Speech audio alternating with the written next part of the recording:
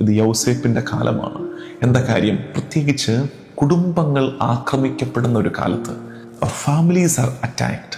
സൊസൈറ്റിയുടെ ഏറ്റവും ബേസ് അടിസ്ഥാനം കുടുംബങ്ങളാണ്.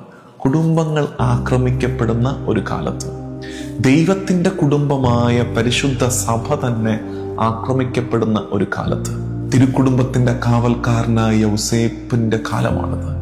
തിരുക്കുടുംബത്തെ എങ്ങനെ യൗസേപ്പ് കാവലായി നിന്നോ, എങ്ങനെ യൗസേപ്പ് പാലിച്ചു, അതുപോലെ നമ്മുടെ കുടുംബങ്ങളെയും ദൈവത്തിന്റെ കുടുംബമായ തിരുസഭയെയും ദൈവജനത്തെയും യൗസേപ്പ് പാലിക്കാൻ, ദൈവമകനെ, ദൈവപുത്രനെ യൗസേപ്പ് പാലിച്ചില്ലേ ഭൂമിയിൽ, അതുപോലെ ദൈവത്തിന്റെ ജനത്തെ, ദൈവമക്കളായ നമ്മെ യൗസേപ്പ് ഈ കാലത്ത് പാലിക്കാൻ, യൗസേപ്പ് കാവലാക്കാൻ, യൗസേപ്പിനോട് ചേർന്ന് നമുക്ക് നടക്കാം.